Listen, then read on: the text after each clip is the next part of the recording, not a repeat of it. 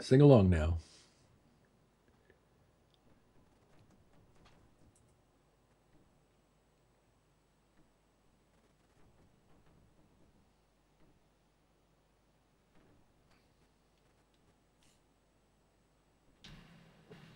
And that's what we need.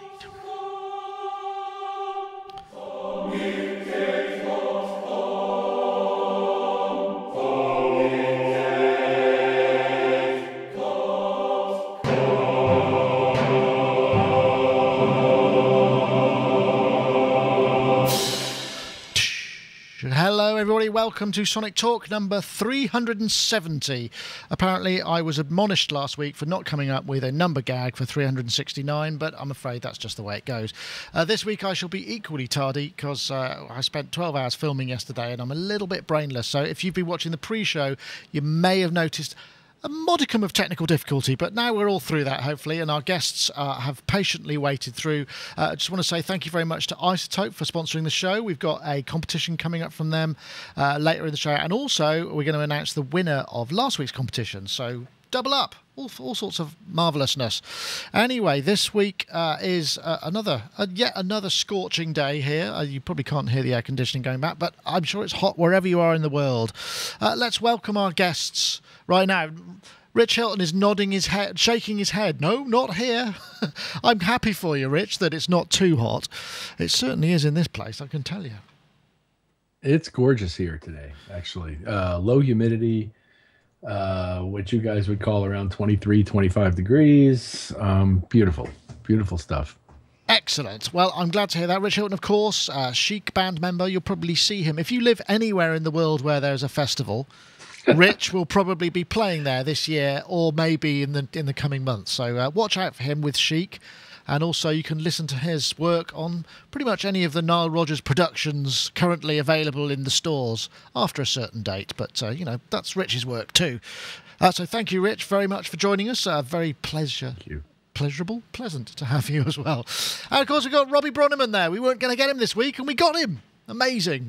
You have no idea about the negotiations going on behind the scenes to get Robbie back on the show. He plays, as we know, his contracts are watertight. So I'm terribly sorry. I hope I haven't actually infringed any of those clauses, and you'll be seeing to me. Robbie Bronneman, of course, MD for Howard Jones, and also producer, songwriter, film composer, all of those things. How are you, Robbie? Oh, you're muted. Not me this time. No, it is me. Sorry about that. Yeah. I said there was technical difficulties. Hey. Go wrong. No, I've been enjoying a PA. Howard just bought a PA so we could rehearse with a full PA. Wow. So this great line 6 kind of automatic PA that kind of, they even have accelerometers in them, and they sense whether they're being used for top boxes or monitor wedges, or it's all very cool. So yeah. you play what's I can't remember the name of the system. Has it got the touchscreen mixer as well? You're using that? No, we didn't bother with that because we've got our own full V-mixing system. So it's just so we don't have to always rehearse endlessly day in, day out on ears. And also I check everything properly with proper subs to hear how it's all sounding. So yeah, it's fun. That sounds great. I can't remember what they're called now, but yeah, they all integrate together, don't they? And it's all supposed to be lovely. Yeah, L3 and L2. That's it. I knew it was something along those lines. Yeah, really good. Really, very good. Oh, glad to hear it. I've not come across anybody who's actually used them in person, so yeah, excellent. And also we have Mr. Mark Tinley, who's not wearing a hat, but he has crazy hair. Oh, that's glasses.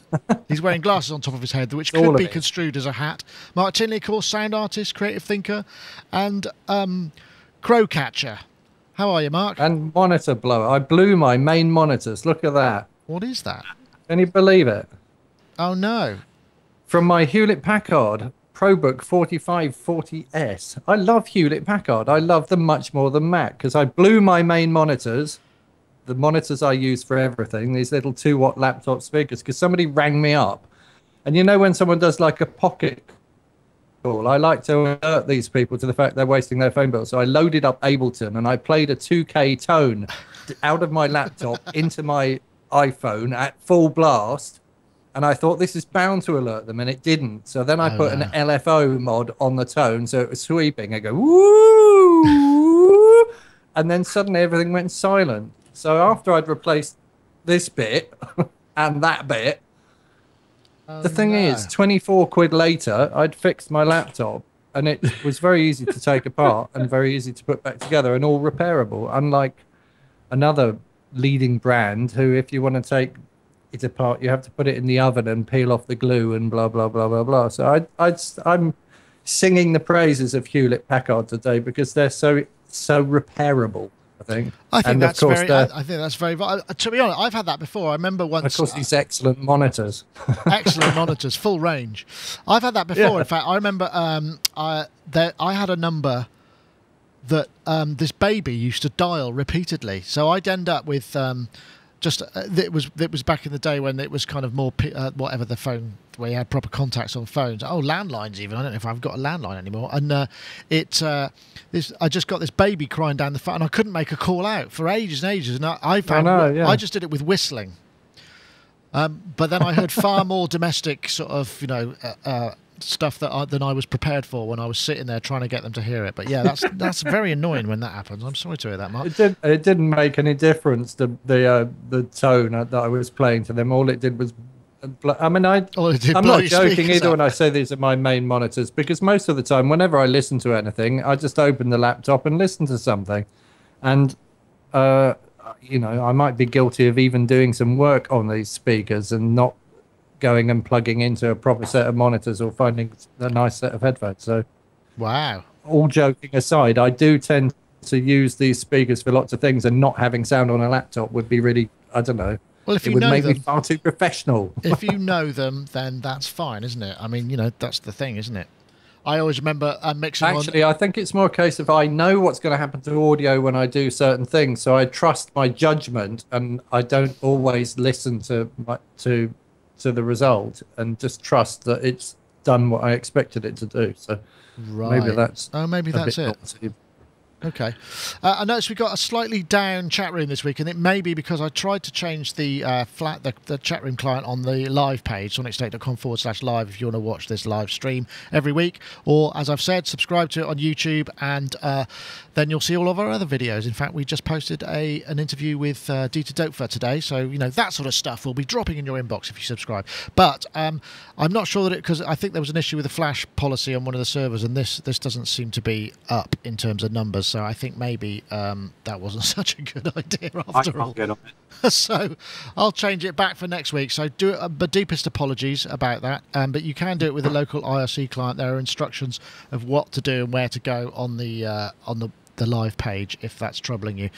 Well, let's take a look. This is the week. I mean, we posted this between, I think it was last Friday. So I'll play a little bit of this. Welcome to another Sonic Lab. Or it doesn't play. That's awesome. Everything's going very well today. That really has frozen, isn't it? Specialist, you've probably seen him in the recent Plug Out world premiere, and also this was David Ireland. I'm not entirely sure how you pronounce his name. What's actually happening at the moment is, but this was there's a whole series of firmware updates for the entire AIRA range, and then David sort of was very kindly came on and showed us what they all were, even though he had only had them about the same time as I had. Oh yeah, and he played a bunch of stuff, but it wasn't so much the fact that it was the AIRA stuff necessarily, or there are some cool changes to that. It was more to do with the fact that this whole notion of kind of DSP-based firmware, it just seems like when you look at it that way to go, oh yeah, now this can do all these things. Isn't that like the most obvious way to do everything these days, assuming you can get the mix right between the actual circuitry and the stuff? I know, Mark, you've been, shall we say, slightly less disparaging about the whole concept of it, but it seems like they've actually quite... all I'm looking at these boxes now and thinking is, and I still haven't got my head around this, can you get any of the boxes to run in all of the other boxes? Because if you can't, you should be able to. No, I don't think if I go out and I buy a VT3, could I buy a VT3 and then buy and then, well, you said no. If you could go out and buy one box that did all the things those four boxes can do, if it's the same processor at the heart. Well, it's not, but it's a completely different interface, isn't it? I mean, you couldn't make the VT3 be a drum machine. It'd be a nightmare to. But if they were clever enough, they'd have thought that. Doesn't seem doesn't seem to bother NI when they're running Absinthe in machine. Okay, that's a fair point. I suppose it's a more of a general purpose interface, isn't it? Maybe, I don't know, but that's a point. I mean, and also... Well, it's like the Oberheim system 45 years later, as I just wrote in the chat room. Well, I don't recall that. What was that? The Oberheim system was the DMX drum machine, the DSX sequencer, and the OB. I believe they were up to OB8 by then. It might have been OBXA, but it was the end of the Blue hardware run. Well, before the matrices or the matrices, if you prefer. And this is all the Pointer Sisters stuff, automatic, and that sort of thing were done on it, and. This is sort of like the Oberheim system for the post-Ableton age. Automatic. I do recall that one. It'd be interesting to know what the cost point is on the hardware or on developing the software, wouldn't it? I mean, I guess the cost point on developing the hardware, or it must be much lower than we think, because I'm sure that the firmware or whatever in the machine would probably run on all the other ones, but without the controls. It might. It has to be the would same imagine. architecture, No, I'd imagine there's it? probably different levels of DSP in those. I mean, one thing that I was told by a little bird was that, say, for each of the drum voices in the TR8, it takes about a month for them to get the model right. So if you consider that there's a 16 or something, and if they was ever to consider increasing the number of drum machines that was going to emulate, that's going to be 16 months of what per drum voice modeling. Yeah, maybe. Just if you unless the digital or the sample based ones would be easy to emulate, wouldn't it? Yes, I suppose so, but not so all anything of them. From the TR707 onwards would be easy enough to emulate because you just put the samples in it, and they must have the original recordings. Yeah, I suppose so. Or probably on cassette somewhere. PCM, PCM recorder, something like that. I know, Robbie. What do you think of the notion of this kind of? I mean, obviously you've got a beautiful modular system there, but you've got a number of things in them that are essentially DSP, and it's just surprising to me seeing the rapidity and the breadth of the updates that have happened on the AIRA range. Why there isn't more of this stuff going on? Is it just because obviously you end up with that it's that whole kind of myth of or not of consumer that redundancy, which is planned, so it's planned obsolescence, so you don't actually want to increase the life of it after a while because you can't sell them another one. But it would seem I'm all for it. I mean, the OP1's a great example of that, of a product that they just keep developing and developing. Yeah. And it's totally changed. It's probably like 50% more of an instrument than it was when it first came out with all the additions. And I know, like, for example, I've got one of the Otto machines, Biscuit, which is like a bit crusher, distortion, filter kind of processing device, but then they totally repurposed it and it became like an 8-bit synth with like a step sequencer just by a firmware upgrade, and you can swap between the two. Right. So I mean, but of course, like you're saying, it's the aesthetics, isn't it? You can't suddenly repurpose something and say now it's a drum machine when there's only 3 buttons on it or whatever. That's trickier. There has to be a kind of plan, I think, with these type of devices. That I think companies like Teenage Engineering always had that as their vision, that they'd make this kind of shell that would enable them to add things to it. Whereas I think the AIRA range, I think it's a case of they want people to have them all as a composite system, like a performance system. Yeah, I think that's true. I suppose the thing I would say with that, I mean, is things like Teenage Engineering, but I'm struggling to think of anything like Teenage Engineering that has done that, and that level of repurposing and enhancement through firmware updates, apart from perhaps Access and the virus, perhaps, but and that's only recent, perhaps in the earlier years. What about the Nord modular? Yeah, the Nord modular kind of went that way. It started off version 1, version 2, and version either 2.5 or 3 are all quite different to each other, and that evolved over a period of time with more and more modules being added to it, but it still stayed the same. I guess so. I suppose that was interesting though, because it had generic knobs all over it. Yeah, that was interesting because the DSP was happening elsewhere. Sorry, Rich, you wanted to come in. And Sonic Samplers did a lot of this, particularly by the time of the ASR10, but they even started doing it with the EPS. Yeah, that's true. It's been a while though, I suppose. That's the. Well, yeah, but you asked for examples. Yeah, no, absolutely. And I'm old. no, I wasn't. It wasn't a credit, but I was just thinking, because to me, this seems like such a blatantly, and it's not. It's not an untrodden path.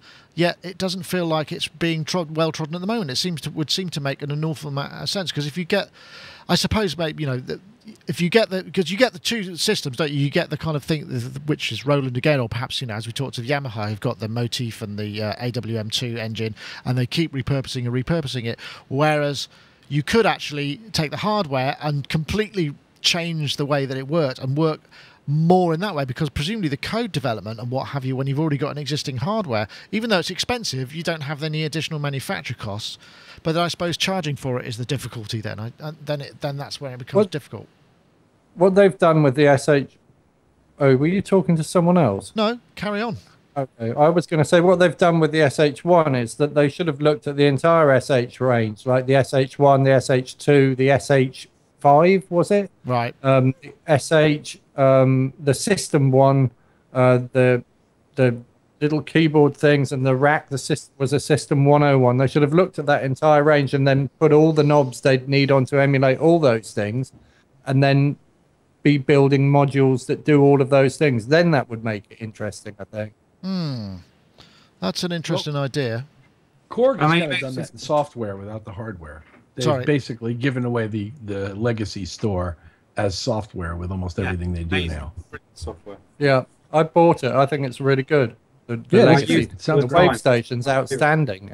It works in the same way as the Wave Station I had in the 1980s, except it's got every PCM card that came with it and every sound I could ever have made with that thing, and I can program it on a computer screen. So it's outstanding as far as I'm concerned.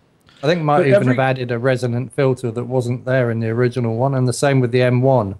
I think they've added resonance to the filter that wasn't there in the original one. Right. I might be wrong about that. Rich. I don't remember there being a resonance. Well, these companies seem to all be looking for interesting new ways to integrate hardware and software. Once controllerism kind of came back into the fashion, and everybody started liking that XY axis in Ableton and being able to like sweep knobs and do almost anything they could do, all of a sudden hardware devices began to appear that allowed you to do that with software running engines, kind of like Machine and Tractor and things like that. And now you're seeing other areas, like Korg is mostly focused on the software aspect, like we just said, but now Roland is trying to find an interesting way to integrate hardware and software techniques. Native Instruments continues in that area. There's a lot, and even Steinberg Yamaha, more in the console area than in the practice. But even then, they've got controllers for Cubase. Right. Or Akai Ableton as well. That whole yeah. The thing is, though, isn't it? The thing is, making a general purpose controller, in effect, a bit of hardware that you can then repurpose for a whole, legacy of instruments for Roland. I mean, it's going to be. I mean, imagine the design choices, what you're actually going to be able to put on there and not put on there at a price point.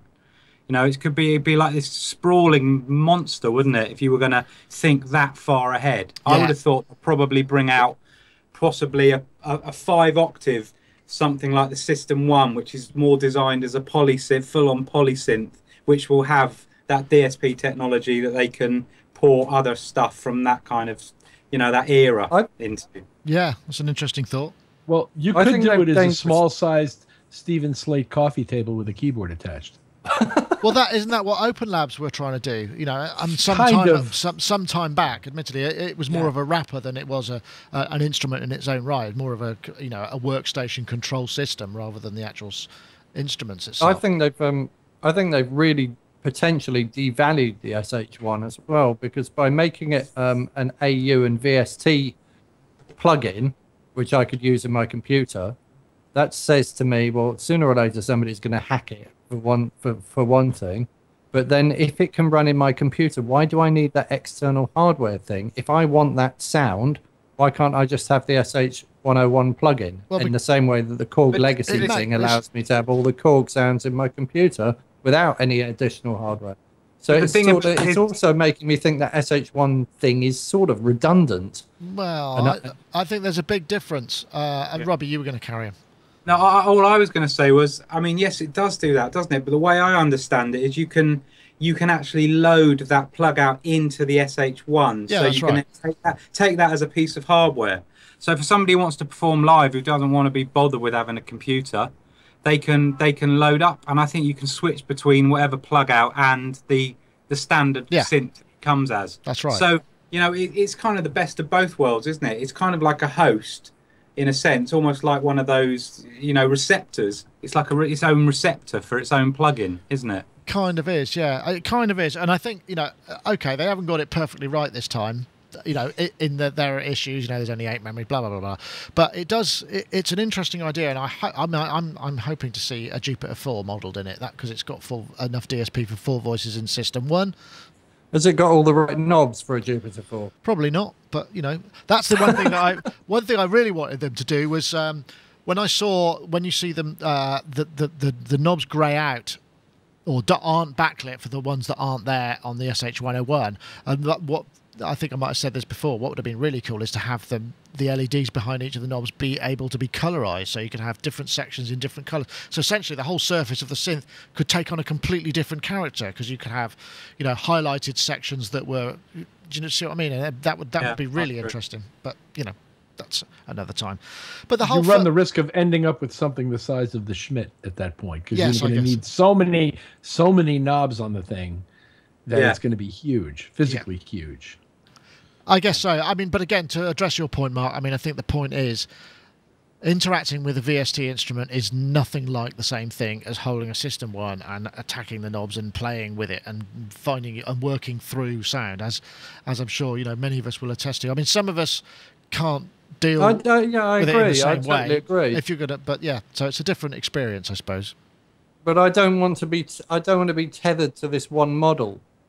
Not for the, there are other SH101 emulations out there, so you know you can. Oh yeah, sure. I mean, I've got some of them. Yeah. But I mean, if Roland are going to keep bringing things out for this, then maybe that will be good. I'm going to wait and see what happens, I think. Okay. I do like the VT3 though. Actually, having seen this again and like going, oh yeah, hang on a minute, because I had a VT100, I think it was. I can't remember the number, but Roland, the thing that makes the V-Synth utterly brilliant is its ability to completely elastify audio in the way that nothing else can do it.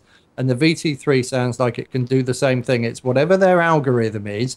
There's some kind of it's a kind of a cross between a natural sound but something else. It's like that Roland kind of, you know, when you break and stretch sound up. I like their engine for doing that, and I've got an inkling that the VT3 is built on the same technology as the Roland Varios, as the Roland V-Synth, and probably the VT100. Same DSPs, it might be possible. So I'm like going, well, actually, that would be a real-time way of me being able to do all the things that I can do in a V-Synth to manipulate stuff. Or the Varios. Sorry, Robbie, you wanted to come in there. Did I hear that the VT3's now got proper MIDI control, so you can use it like proper that's it. That's what makes it brilliant. That's really cool, but it's only via the USB input. There is no MIDI input, which is some people were a little confused about. So that's not brilliant. But it doesn't have a MIDI port. It doesn't have a MIDI input. If it's via the USB input, Roland are notorious for not writing USB drivers for things later down the line, and for not making class compliant stuff. And it's a nightmare. The V-Synth doesn't work with anything past Snow Leopard, and even on that, it's kind of gnarly. Yeah, that's fair enough. I think that's a fair point. Write some bloody drivers, and I might be a bit more interested in it. All right. We'll continue to support things past like 2 years. It's just nonsense. I agree with that. Its lifetime. Right. Sorry. I'm glad you got that off your chest, Mark, and I appreciate your time with that. There was also we've got another video here, which is something that was that Rich said. I think I might do the ad first, so you can all take a breather, and I will now say thank you very much to our sponsors. If I can get the ad to play, we'll see if it works. Don't know. Nothing seems to be working properly today. It must be the temperature. I'll keep pressing the button until something happens. There we go. Isotope, that's right. Isotope are the show sponsors, and we want to tell you about Break Tweaker, which is not just a drum machine, it's a drum sculpting and beat sequencing environment that blurs the line between rhythm and melody. Designed by BT, who's kind of the king of tweak, I suppose, or was, and made by Isotope. You can manipulate audio at a molecular level, reinvent any beat by controlling pitch, rhythm and texture at the finest resolution, free yourself from traditional drum gigs, grids, create complex polyrhythmic beats with unique isorhythm and playback speed settings, and that's pretty awesome. Lots of animating possibilities there. Experiment with content, explore presets, drum samples, wavetables, drop your own samples in there as well.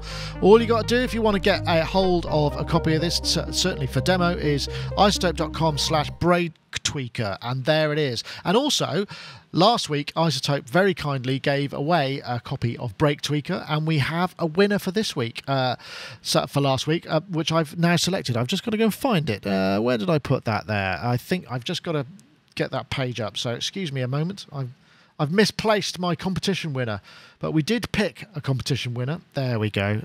I'll grab that there. Last week's winner was...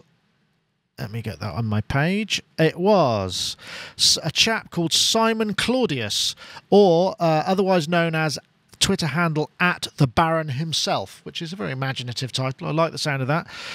So if you get in touch, Simon Claudius, the Baron himself, then the Isotope Ferry will be able to drop Break Tweaker into your inbox, and you will be able to download it and enjoy a full working copy.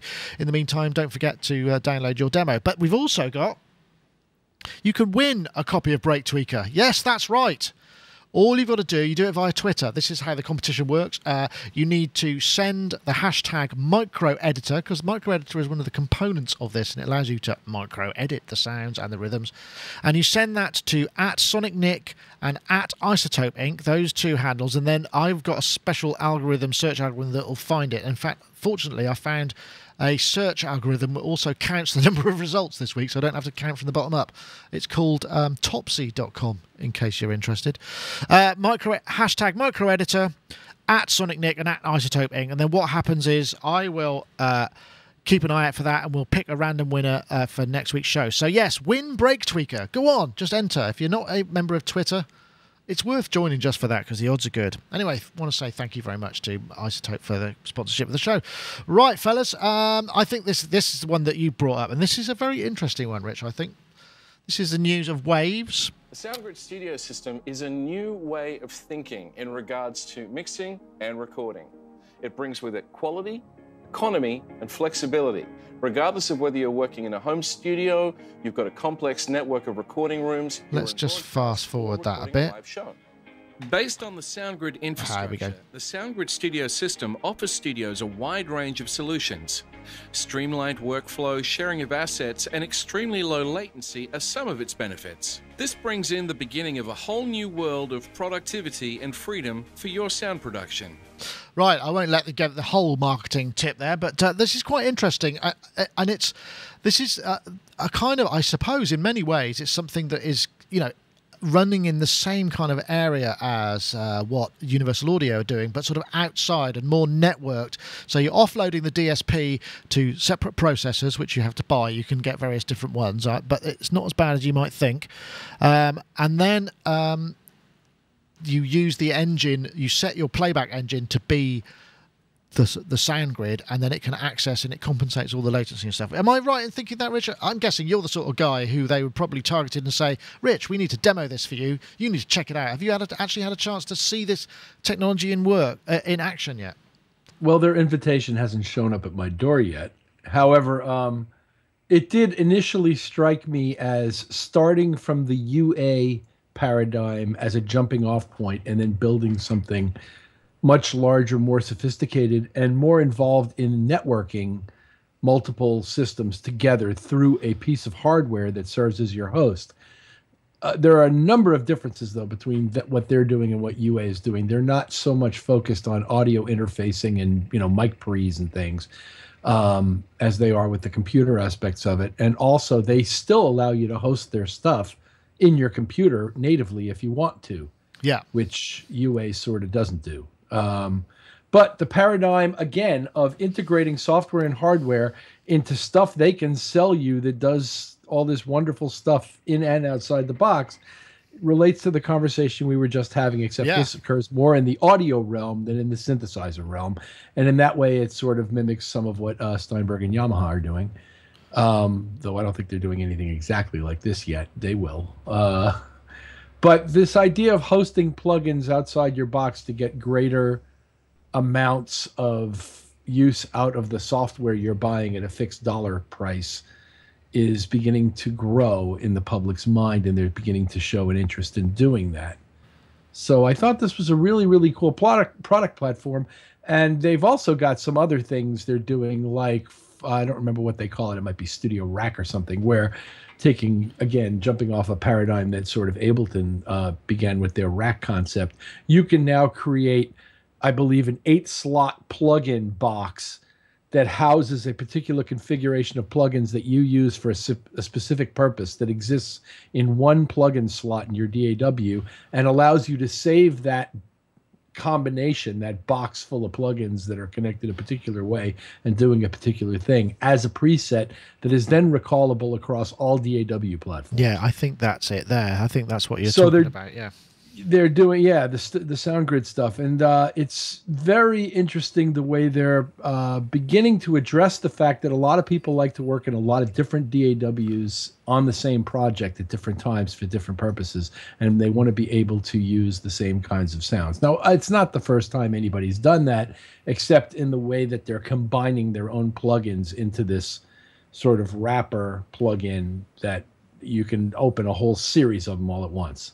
I think it is. I think the other thing that's interesting about this is, they have opened up the API, so they're not just limiting it to, I mean, there are a lot of Waves plugins, and as we know, some people use them, some people don't.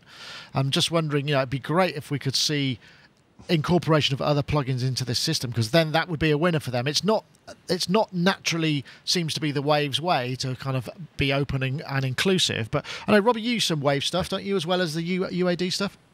Yeah, I've got the Mercury bundle, the whole bundle, and I use all the UAD stuff. I mean, it's interesting, isn't it? This isn't the first time they've done this. They did that with the APA thing they did, the fated APA system, where they tried to host their plugins on a DSP platform, which didn't work out the first time. But I mean, this seems like a whole lot more of an elegant idea, and I like the idea. I like the idea of being able to have racks that you can move between DAWs. My only question with it is can you address things like automation properly when they're within a rack, as between DAWs, or are you limited in that kind of control? That's a good point. I'm just looking at the bullet points here. Because I know for a while, Native Instruments had some great plugins that were only available through Guitar Rig.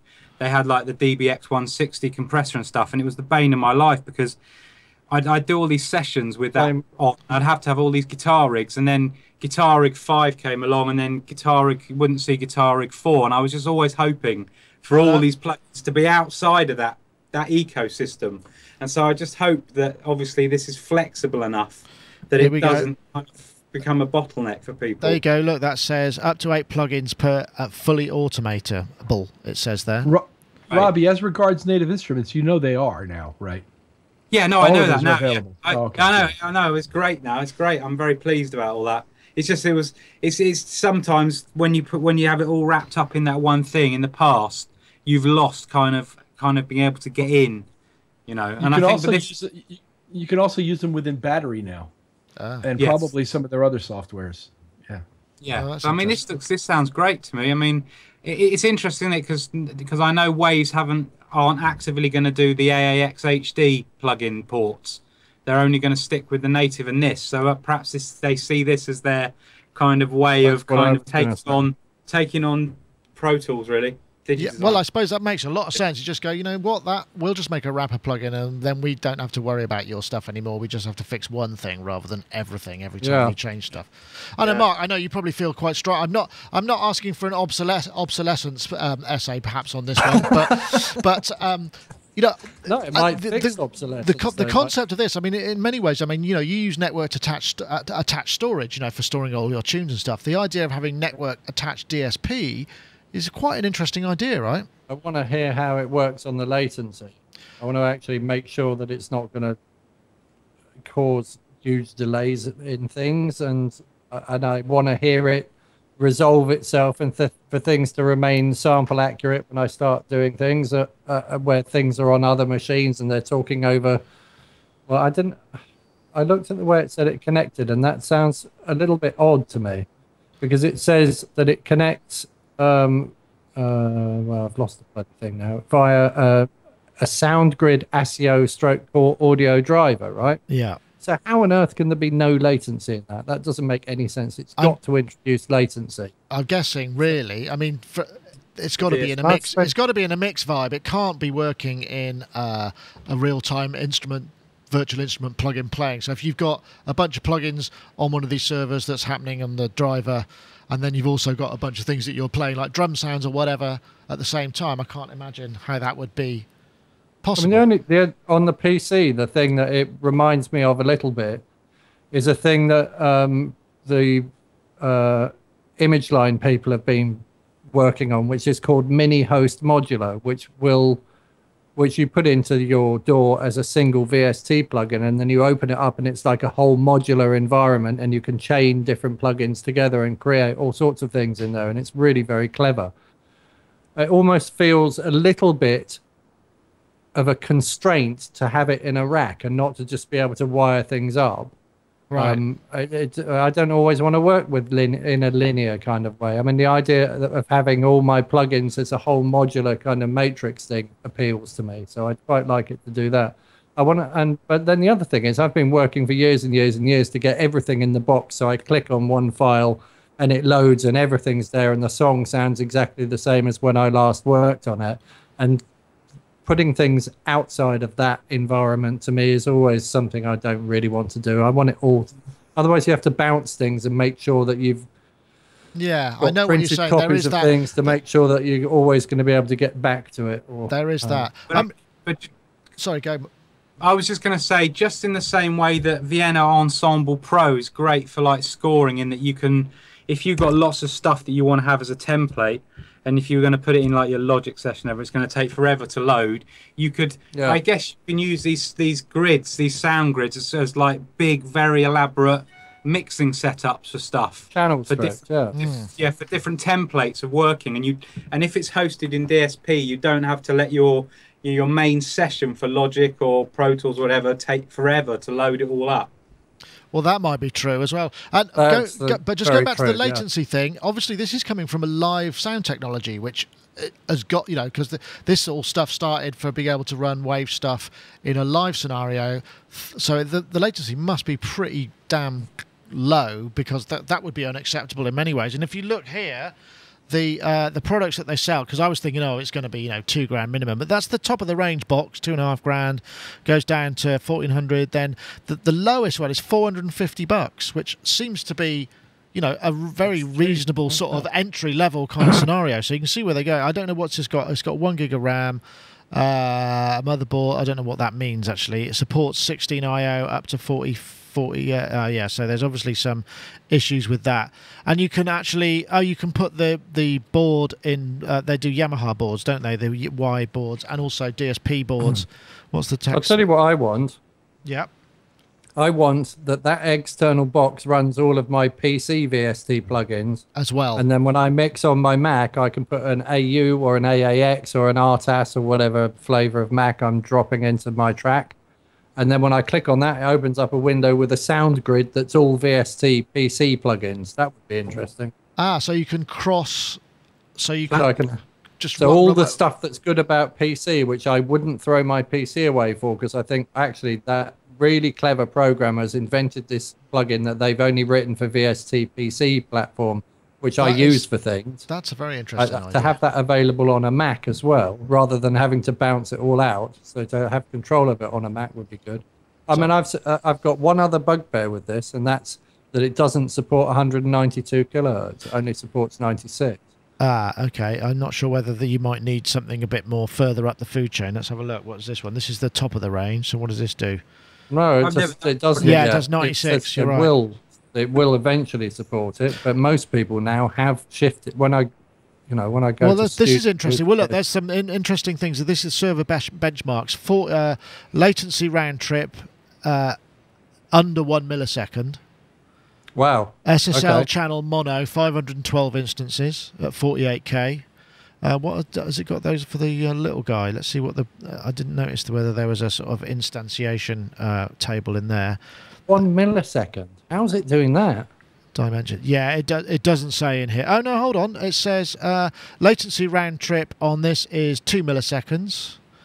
SSL channel mono, you could do 34 instances, H delay. So this looks like it's comparable to a sort of mid to low UAD kind of DSP potentially. But I'm guessing it depends what you're going to be running it on, really, isn't it? So that's the interesting thing. Can it compensate for that latency when it gets back to the box? I suppose, given that different things in the grid are going to have different kinds of plugins in them, and the latencies are going to be different in all different sections of the grid, can it compensate for all those different things and then sample align things again? I would say that if I sit and I sample align my bass guitar with my bass drum and my hi-hat leading edge with the snares or whatever, and then it moves things slightly, I want it to be spot on. I would say that's got to be a minimum requirement. I'm sure they've already thought about that. Yeah, absolutely. But it's interesting because, Robbie, you were talking about Receptor. Didn't Receptor have a similar thing where you had a plugin that would run on your host and the Receptor would then do the DSP for the various plugins it ran in? I'm sure I remember something along those lines. And you used those in the past, didn't you, for live, or have you had any experience with them? We used it literally very briefly, because when we wanted to do this whole thing of running virtual instruments live, but main stage and laptops weren't really up to it, we kind of flirted with the idea of it, but we never really properly got into it because it was all a little bit complicated, because you could only have VST versions, and meant having dual licenses for things at the time, which you were only allowed one or the other of, and it had all this USB on it, but you couldn't use we wanted to plug the USBs directly into USB controllers so that it just became like the one hub, but the USB didn't send MIDI. So it was just, we never really kind of got to grips with it. But what about Logic's also got nodes, hasn't it? Isn't I'm sure, I've never experienced this, but wasn't there a possibility to offload that? So couldn't you just do the same thing, or does that not work? I think that's long defunct in Logic. They got rid of that a long time ago. That's where I am. I'm still at version 9. That's the problem. And it's still very apparent in there. But so people have been trying to do this for quite some time. And if it's the sort of thing, if Waves could get it so that it was actually just really easy, which I'm pretty sure there must be a sort of minimum requirement. There must be just sort of timestamp information, latency information, that kind of thing. I'm sure the rest of it is going to be pretty much the same DSP code, because if it's running SoundGrid it has to be SoundGrid compatible plugins. I did look for a list of third-party SoundGrids, and that's the thing that was missing. I know, Rich, would you consider something like this in a studio? I mean, it seems like it'd be kind of cool, so you could just have a box at work and a little box at home, and that would be kind of it, really.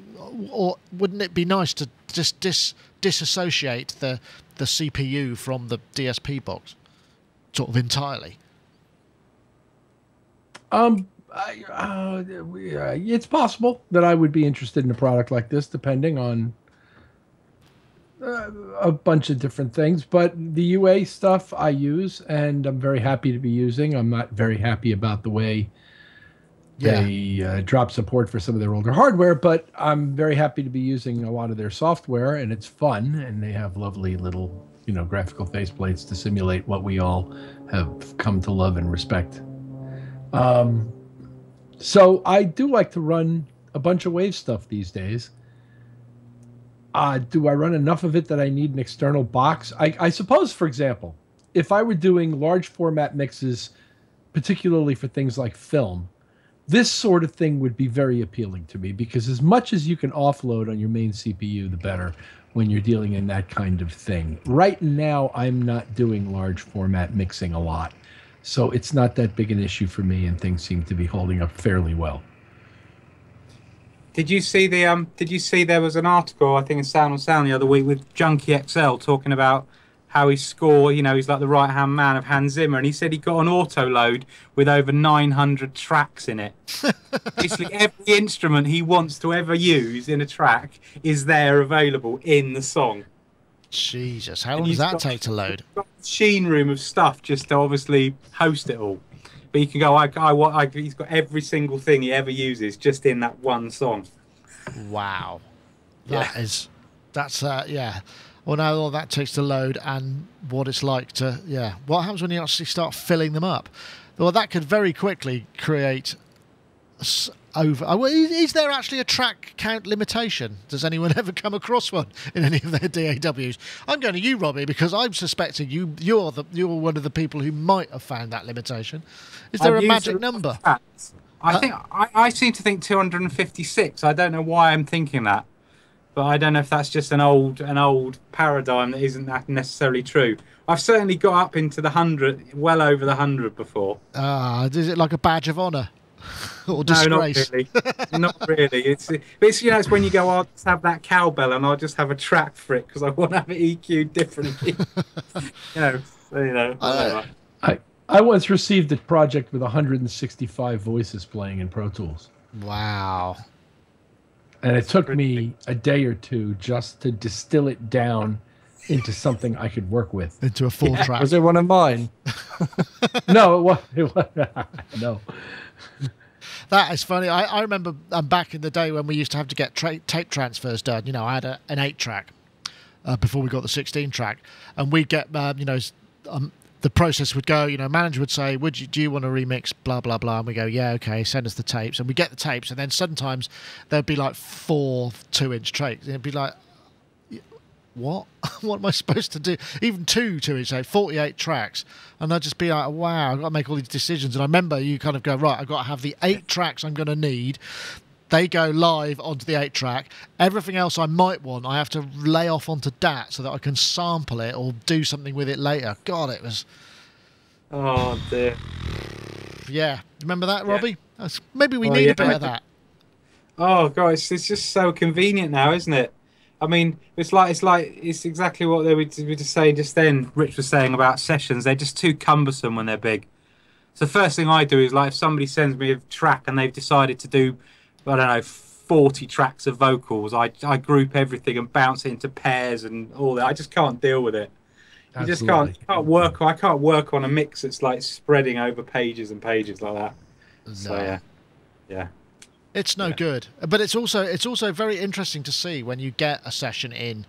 I mean, I remember actually, it's a bit like when you have a cleaner come to your house for the first time. You clean up first, right? You don't leave all your undergarments all over the place. You clean up.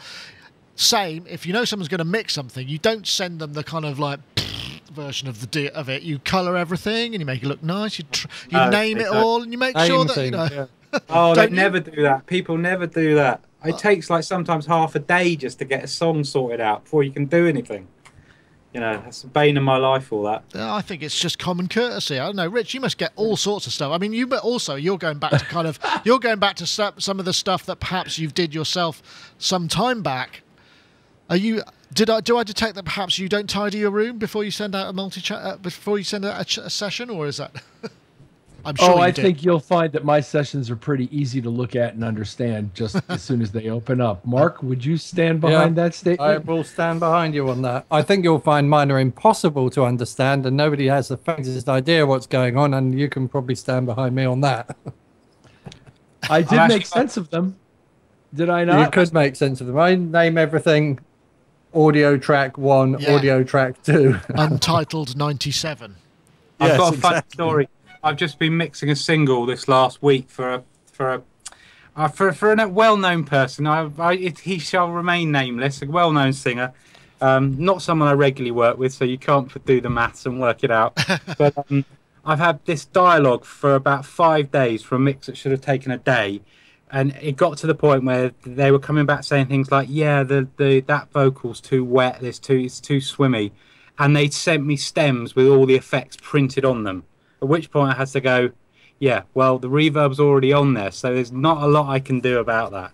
Right. And they were like, "No, RX3, dry. Everything's dry. We've sent you everything dry." And it's like, no, there's reverb on this, there's delay on that, and all this kind of thing. You could have taken it off with RX3, Robbie. Yeah, what the hell's the matter with you, man? It's so brilliant, that program. They weren't happy with the result. I did try that. Yeah. What can you do? Yeah, well, that is kind of aggravating. In fact, that reminds me of another remix we did. Bear in mind the process I just described of how you'd actually have to distill this multitrack. We did this whole thing. I think it was a remix for Candy Delpha, which was Annie Lennox and Dave Stewart did all the music for it. And so we did this mix, and it took absolutely ages. And then apparently, I think Annie heard it and just went, "That's the wrong multitrack. That guitar's out of tune." And we listened to it. It's like, I can't really hear that. So we've been sent the wrong version of the song and done all our thing. and then had to do it all over again, reconstruct it from. I can't remember how we did it in the end. I don't think we reconstructed everything, but it was a real pain in the backside. I remember that now. And the bizarre thing was the name of the remix group was DNA, and Dave and Annie Productions was DNA Productions, which was all bizarre, yet so in many ways unmatching. And they were Annie Lennox, a massive heroine. So yeah.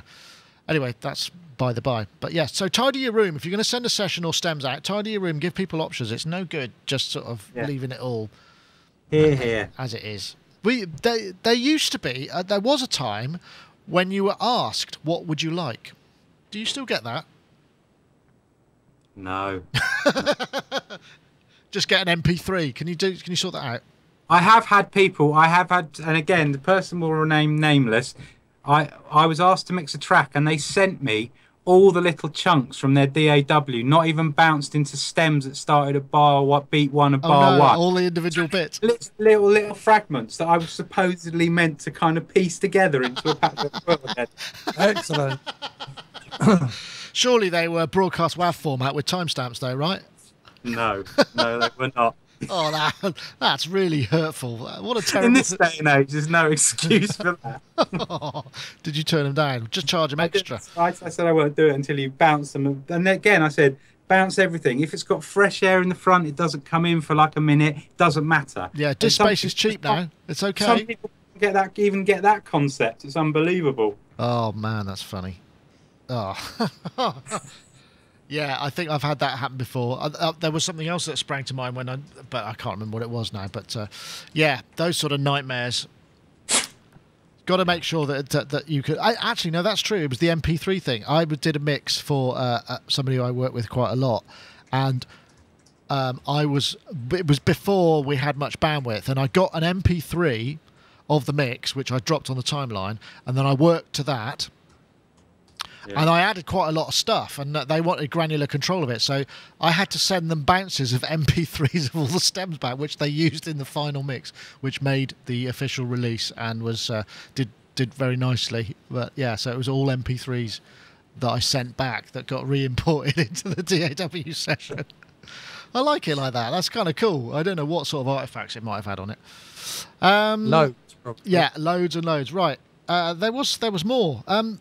Yeah, let's do something exciting. So, were we going to... do we want to do chip tunes? Yeah, let's do a bit of chip tunes. Oh, I don't mind. I wanted to do the other exciting thing. But which was, the Pyro board?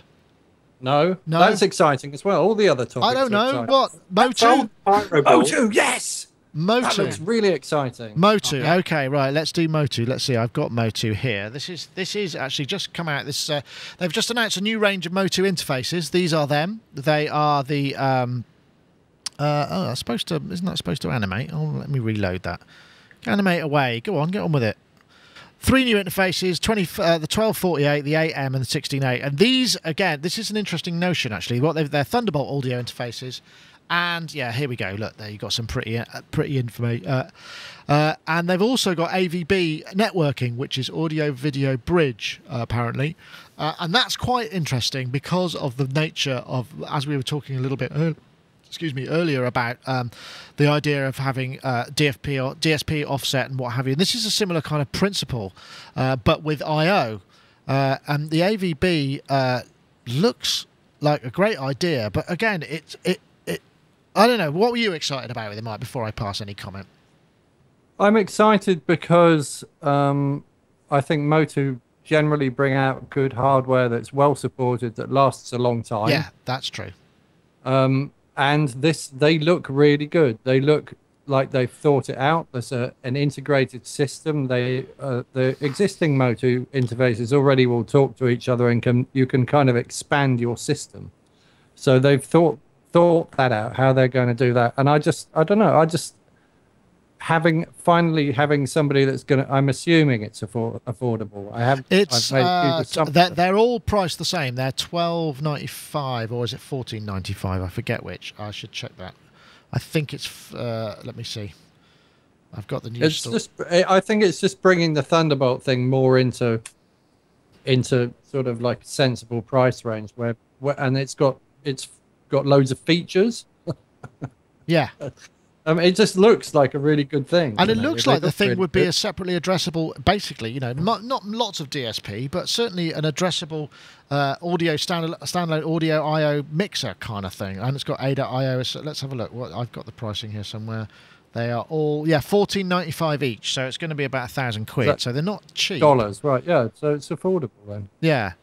A lot of us use. I mean, that looks like something I want at the heart of my studio. It looks like it can do things that I need, like lots of inputs, light pipe stuff on it, lots of jacks, and then the whole integratable thing just looks cool. I think you're right. I think I don't know, Robbie, I know you've used MOTU stuff, and I know perhaps Rich, you have as well. I mean, MOTU. I constantly come up against people who've had MOTU stuff in their system for years and years. You know, right back to MIDI interfaces, and it just works, doesn't it? Generally speaking. Live. I mean, I mean, the kind of the industry standard for most people with live stuff is like the ultralights or whatever, which you just work, and the microlights for MIDI. So I'm interested to see if they're going to bring out perhaps a smaller one, because that doesn't address anything smaller down the food chain. No, that's true. Because at the moment the ultralight hybrid is just is FireWire or USB. I wonder if they're going to bring out like a little half-U rack one. With Thunderbolt on it. That'd be good. Well, that would be cool as well. Yeah, I think that maybe further down the line that's entirely possible. I think the thing for me that I was kind of sorry, Rich, you wanted to come in. I just noticed you've shrunk, so I'm just going to go and enlarge you. But carry on speaking. Happens when you get to be please. Well, it makes me wonder also why anybody is not supporting USB 3 by now, because these new interfaces are all USB 2, but also compatible with USB 3, but they don't actually support the USB 3 standard. Why is anybody making anything that's USB 2 anymore? Because there are a lot of computers with USB 2 only on them, I suppose. But the USB 3 interface device will work like a USB 2 device on a USB 3 port. You know what I'm saying? In other words, unless it has reduced bandwidth or reduced I/O, and then they have to work out what the fallback position is. That might be an issue, I suppose, of the manufacturer. I mean, I'm guessing here. I just think it's weird that people are still building things with USB 2 when USB 3 is such a superior standard. Right. I'd love for somebody who knows anything about building stuff to explain this to me, because there's probably a reason. I just don't know what it is. Yeah, I think that's a fair point. I would imagine it's if the USB has such a wider capability that if you plug it into a USB 2 port or vice versa, you've got reduced capability or bandwidth, and that's how do you decide which outputs or input streams to drop out of the mix. Ironically, it has more to do with the cost of implementing USB 3 in a hardware device. Maybe so. Maybe the license is high. Robbie? Ironically, I was just going to say, we've just come across an issue which was with the ultralights live. We've been running them for years, absolutely, literally never a problem. And I don't know if I mentioned a few times ago where our drum kit died at a gig. Literally just lost communication with the MOTU, with the ultralight. And it turns out that the new ultralights have a FireWire 800 port on them, and they used to have a FireWire 400 on them. And I've got two of those, which I've been happily using for years, and I use them now with the Thunderbolt to FireWire adapter on my MacBook Air. But apparently, the Thunderbolt to FireWire adapter with the new ultralights, which have FireWire 800, there's something not quite right, and they keep dropping off the system. So, that's painful. And a lot of other people I know have gone over to, I think they used for the golf wrap stuff as well. I think they've gone over to back to using the USB 2 connection on the ultralight, which is proving absolutely rock solid. Wow, that's people are a little bit skeptical about it. It can work if it's well written. Yeah, and MOTU are usually bang on for these things. I mean, this is the thing, Mark. I was just saying, their stuff just has longevity, and it's great to see that sort of thing and also the other thing that's very interesting is they do not. And believe me, I've tried. They do not advertise. They just do not. They never fit. They don't bother with reviews. They don't advertise because word of mouth. They sell enough, and they're doing what they need. And this is a very unusual position to be in, and I think it's great in many ways. Obviously not for us, but I mean it's great for them that they've got something that just works so well. You're saying MOTU? Yeah, doesn't advertise? No, on the web. And they're not that on the web. I mean, they do paper advertising and stuff, but they don't. Yeah, it's all more, over the place. But it's more to do with when they've got a new product out rather than just brand stuff. I know this is a little bit inside bit, but they just generally don't, and they're not that bothered about getting reviews done because it's word of mouth. You know, they don't need them, and you don't often see that many MOTU reviews. I mean, you may notice if you start to look. Well, they don't release that much new hardware. I mean, on a year-to-year basis. I suppose. Like somebody was saying in the chat room, they're still using their 828 Mark whatever interface that they bought 10 years ago. Yeah. And Mark pointed out. Exactly. Mark pointed out that they continue to support drivers and everything else on their old products very well. Yeah. And I bought this Track 16 that I'm using right now, I don't know, a few years ago. When it first came out, a bunch of people reviewed it but they just don't release that much new product. Maybe that's it. But I find small company. Yeah. Yeah, are they going to keep? I wonder if what are they going to keep of that existing range going with this stuff? Is this seen as like a separate entity on top of what they're already doing, or do you think they're going to ditch out some of that other stuff, like the 828s and all that stuff? I don't know. I mean, I guess they probably want to move away from PCI card-based stuff because that's where you get screwed up with, you know, Apple changing hardware and all that kind of thing. So, I mean, it would make sense, I suppose. Yeah, everybody is getting away from that, really. You know, I mean, that makes a lot. I guess the thing that I was quite interested in is what is AVB and who supports that, and that is something that is apparently Macs do have it as they have system-based support, so you can plug an AVB network into your Mac. It's just it hasn't really been implemented, the actual kind of, you know, the low-level other stuff that means that we can access those streams and deal with it hasn't quite worked. I mean, in many ways, it's a bit like that kind of whole Copperland kind of vibe, you know, where it's a bridge between MIDI and audio and video devices that you could just plug in and they make themselves aware on the system. The whole thing is a network-based transport. But I don't know what else AVB will do apart from talk to other MOTU stuff at the moment. So it's like, you know, we've got Dante, we've got AES 50, we've got all these sort of different network protocols. In fact, in many ways, you know, we've got RedNet, haven't we got kind of too many? I mean, do we need to standardize this so that this will then start to be something that we can use across the board? Then we can decide what we're going to buy, because at the moment it's really hard to, you know, yeah, the MOTU interface might be great, but what is AVB? What else can I plug it into? But even if it didn't have that, dollar for dollar, it's hard to match. Yeah, okay. What they're offering in terms of quality inputs and outputs and size and weight, like Robbie pointed out, the Mark III hybrid, whatever that ultralight interface, which I actually bought one of because I had to play back audio in Montreux one year. And dollar for dollar, pound for pound, I don't see anything else. Maybe there's an RME product now, yeah, but it's but really there's nothing. Pardon? It's a similar RME product, maybe sounding better, but I mean the price point is so different. Right. It's like about a third. There's some Focusrite stuff that's good at that same price point. Mm. Yeah. But is it as light? Is it as compatible? The ultralight stuff connects both via USB and via FireWire, and it seems to work really well with both. The Focusrite thing I've got is FireWire only, so I can't plug it into the USB port. So no, it's not as compatible. And in a half rack space, I think you've got something like 14 inputs and 10 outputs, or something insane like that. I mean, and it runs their whole software really mixer suite. Yeah. Yeah. And the thing costs like $500. Yeah. Nice. Well, I didn't realise what the time was. Good Lord, it's 5:20. That means I probably should stop because I've got to get home and I'm sure everybody's got to get off to work. So I want to say we'll probably wrap things up a little bit here, or definitely wrap things up a lot, perhaps. My usual reserved way of saying it. Let's stop, for God's sake. We've gone too long. Anyway, but I want to say thank you very much. Thanks for everybody in the chat room for hanging in there. I'm going to go back to the old chat client because it seems to have affected the number of people that can connect. I can't get back on it. Mine crashed. Yeah, so I think that was I just thought if I used HTML5 rather than Flash, then it would be available on iOS and also stop that Flash policy thing that we've had. But, you know, anyway, you try. Sorry about that.